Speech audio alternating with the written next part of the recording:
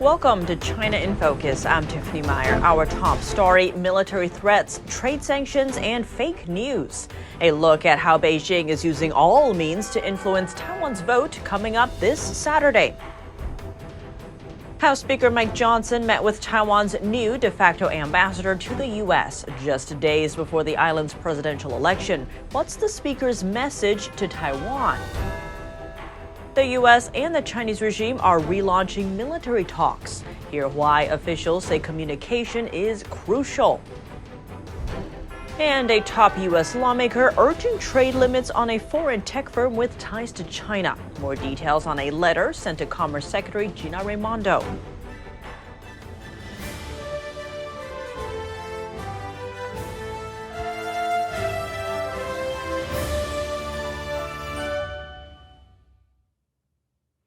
Peace or war for Taiwan? A senior Chinese official sending a threat Wednesday, saying the choice Taiwan makes for its new president would mean the difference between peace and war, prosperity and decline. The official is Zhang Jijun. He's in charge of a quasi-official body that handles ties with Taiwan. The island will hold its presidential election this Saturday. Both China and the U.S. are watching closely as the new president would determine how the island handles its relations with both powers. The Chinese Communist Party sees Taiwan as part of its territory and has vowed to take it under control by force. That's despite never having ruled it. Washington is bound by law to sell arms to Taiwan so it can defend itself. Beijing is upping its pressure on the island as election nears. China and the U.S. held their first military talks in 2 years earlier this week, and China told the U.S. it would never compromise on Taiwan. A Pentagon readout highlighted the importance of maintaining communication. That's to prevent competition from turning into conflict. On top of this, China also launched a satellite over Taiwan's airspace. Beijing also sent aircraft, ships, and balloons near the island. The White House said it raises questions about Beijing's end goals. I'll tell you this, we believe that the democratic institutions of Taiwan need to be respected. We want to see a free and fair and transparent election, and we're willing and standing by to work with whoever the people of Taiwan elect into their government. Taiwan's current Vice President William Lai is leading the polls. Lai has been known for his staunch defense of the island's sovereignty. The next candidate in line is Hu Youyi, mayor of New Taipei City. He opposes Taiwan's independence and has avoided speaking out about China. Trailing behind him is Ke Wen-je, the former mayor of Taipei. He said that he believes Beijing remains a problem and that problem needs to be taken care of without sparking conflicts. Military threats, trade restrictions, and fake news. A look at China's alleged attempts to sway Taiwan's upcoming presidential race. Here's more. Taiwanese politicians and experts are accusing Beijing of interfering in Taiwan's upcoming presidential election. Right now, the Taiwan government is most concerned about TikTok. A report by AFP says disinformation targeting candidate William Lai is seeing a surge on TikTok.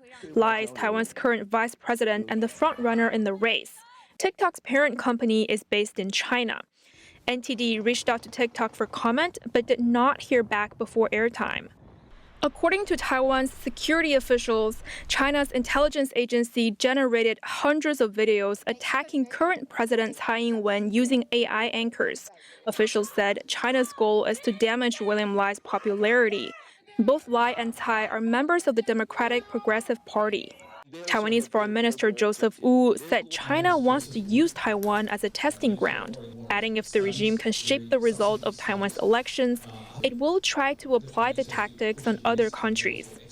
China also invited local Taiwanese politicians on paid visits to the mainland. Taiwan has opened a dozen investigations into such trips. Beijing also threatened trade sanctions if Taiwan's ruling party supports Taiwanese independence. On the military front, China flew aircraft and balloons near Taiwan. It also launched a satellite over the island, triggering a nationwide emergency alert. According to our recent observations, the Chinese military is still carrying out regular training and maintaining military intimidation near Taiwan's waters. We will continue to pay close attention to it and take relevant measures. About 20 million Taiwanese are expected to head to polls this Saturday. William Lai is leading in the polls for now, though the race remains tight. House Speaker Mike Johnson meeting with Taiwan's new de facto ambassador to the U.S. Tuesday. It comes just 4 days before Taiwan's presidential election. Speaker Johnson said Washington stands shoulder to shoulder with Taiwanese people. The defense of Taiwan is very important to us. We want to deter the Chinese Communist Party and any military provocation. The U.S. Congress stands with our friends and stands for democracy and the principles that you all are trying to advance. Alexander Yu replaces Xiaobi Kim as Taiwan's new de facto ambassador to the U.S. Kim is running to be vice president of Taiwan. Beijing is lashing out at the visit. A foreign ministry spokesperson accusing the U.S. of sending the wrong signal. The Chinese regime staunchly opposes relations of any kind between Taiwan and foreign nations. Even though the U.S. doesn't have formal diplomatic ties with Taiwan, Washington is the island's most important arms supplier. Over 19 million Taiwanese will head to the polls this weekend to choose a new president. But their decisions have been shadowed by threats from Beijing. The communist regime has framed the vote as a choice between war and peace. Yet some voters say they aren't letting the pressure get to them. Watch. War doesn't have any advantages. I really hope that the candidate who can lead Taiwan to be a normalized country can be chosen. There are so many people living on this island. Our direction has to be even more firm, to say that it is us who are inhabiting this island, and whoever wants to come and assault this island will face our resistance. This idea must become more clear. This is an election to uphold our own identity, to preserve what we have, and to try to improve in the next year or years. This is really our own election. Since December, China's communist leader Xi Jinping has twice stressed the importance of what he called reunification with Taiwan, though he didn't mention how. Over the past year, China has held multiple rounds of war games near the island, including missile tests. Taiwan's vice president and presidential frontrunner William Lai have urged voters not be swayed by China's threats. In this election, China's intentions are very clear. They are attempting to use war and peace to influence the outcome of the election, aiming to establish a pro-China regime. Thus, the people of Taiwan will realize China's intentions. Then you will use your sacred vote to exert the power of democracy and prevent China's intervention. A fight for democratic survival. For Taiwan, the battleground isn't just at the polls. What messages are reaching Taiwanese voters from across the strait? Here's the inside scoop. The Communist Party has always been very evil. Taiwan is the beacon of freedom and democracy in Asia. Do not believe in the Communist Party. The power they hold is stolen, deceived, and manipulated. Do you still believe in them? Beijing has been ramping up its pressure on the island and is accused of trying to sway public opinion ahead of the election there. One way is through dumping false information onto Taiwanese social media and internet platforms. But even across the Taiwan Strait, some people inside Mainland appear to have had enough of the Communist Party. Here's what some of them told NTD. Mainland China has only one choice, only one voice. Taiwan has multiple voices. I hope Taiwan can preserve its place of freedom, the last spark of resistance. The people in Mainland China are suffering. There's no freedom of speech or democracy. Taiwan's future will be far worse than that of Hong Kong if they trust Mainland China. Other comments called on Taiwanese people to use their ballots carefully. People of Taiwan, your votes are not just for yourselves. They shine a light on us here, giving us a glimmer of hope. I'm saying this with tears in my eyes. Taiwan's democracy and economy are booming, a contrast to Hong Kong. Since the CCP tightened its control over the city, global investors have been busy pulling out their funds to send elsewhere. We'll keep you updated as Election Day nears on the island. With just a handful of days left before Taiwan's presidential election, a Chinese satellite flew over the island.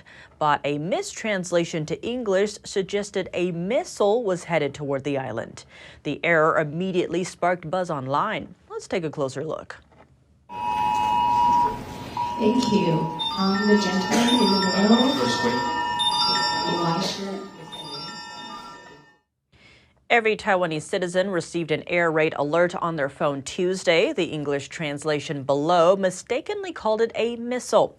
The island's Defense Department later apologized, noting the launch was actually a Chinese satellite taken up by a rocket. Taiwan's ruling party, Democratic Progressive Party, said it wouldn't count the incident as part of what it's calling Chinese interference in the upcoming election. The Kuomintang opposition party lashed out over that statement, accusing the DPP of using the situation as a, quote, election tool. Taiwan's current vice president, Lai Ching-te, is the DPP's candidate for president. He's known for his tough attitude towards China and for favoring strong U.S.-Taiwan relations. His main opponent supports closer relations with Beijing. Joining us to talk more about Taiwan's high-stakes elections is Grant Newsham, retired Marine colonel and author of When China Attacks. Grant Newsham, thank you so much for joining us. Great to have you back on the show. Well, thank you. Glad to be here. Now, the world is entering these elections, whether Taiwan, the U.S., and elsewhere, with wars already happening. We have the one in Ukraine, the one in the Middle East, and tensions continuing to escalate around Taiwan. Now, what's at stake in terms of this year's elections? We've already got two wars that we're dragged into, 2.5 if you count the Red Sea. And what's coming is the potential for a war in Asia. And the concern, of course, is that China will attack Taiwan at some point. China will be calculating or calibrating off of the Taiwan election to see which candidate wins. If it's the candidate that wants nothing to do with China now or forever, they are going to be very inclined to play rough. And if it's the opposition candidate, who's generally considered more pro-China, softer on China, they might hold back a bit and wait and see what that guy can deliver. But at the same time, Xi Jinping's been very clear about what he intends, and that is to get Taiwan one way or the other. Expanding on that, so will Beijing's end goal change depending on the candidate, or does that stay the same? It's the same. It really doesn't make a huge amount of difference. The timing of what comes may differ, and it is possible that if the opposition candidate wins in Taiwan, he may try to sort of reach some deal or that somehow kind of delivers Taiwan to Beijing and moves it away from the United States. Now, on that note, how will Taiwan's presidential election results impact the upcoming U.S. presidential election? Will it? Oh, I don't know that it will. It's just my initial reaction. And a lot of people vote in the United States based on their personal circumstances, not so much foreign policy. And by that I mean, I think a lot of people are afraid, and I am, that we're going to have riots again in the streets like we did in 2020. These dial-up riots, and many Democrat politicians, NGOs and other groups actually encouraged and supported these riots. It's almost just they dial them up for political purposes, which they do. And I think people know that's coming. So if that happens, you've got more chaos in the United States, and it's going to be hard for an administration or the country at large to get interested in going to war over Taiwan. So you can see it from China's perspective, and they like the more chaos, the better. Grant Newsham, thank you so much for your time. My pleasure. Thanks for having me. The U.S. and China are resuming military talks. The discussions were put on hold after former House Speaker Nancy Pelosi visited Taiwan in the summer of 2022. Officials say the talks are crucial to preventing competition between the two nations from escalating into direct conflict. The talks were held at the Pentagon Tuesday. Representatives from both sides talked about arranging future meetings between their military officers. There were also discussions about the potential scheduling of a meeting between Defense Secretary Lloyd Austin, currently hospitalized, and the newly appointed Chinese Defense Minister Dong Jun. Dong is a former naval commander. He took on his role in late December after his predecessor, Li Shanfu, was removed from office. A call from a top Republican pushing for trade limits on a foreign tech firm over ties to China. House China Select Committee Chairman Mike Gallagher just penned a letter to Commerce Secretary Gina Raimondo, asking her to consider sanctioning UAE-based firm Group 42 and 13 related entities. He pointed to its, quote, expansive ties to other Chinese and UAE-based companies already blacklisted by Washington, including Chinese tech giant Huawei, Beijing Genomics Institute, and Dark Matter, a cybersecurity firm. The letter notes that those firms are accused of aiding the Chinese Communist regime's human rights abuses and may play a role in boosting Chinese military advancement. Sanctioning the entities would force American companies to get federal permission before exporting goods to them. Gallagher asked Raimondo to respond by February 2nd. A Commerce Department spokesperson said the agency would respond through the appropriate channels. That's over today's China in Focus on YouTube. We're now sharing a shortened version of our program here after being demonetized for more than 2 years.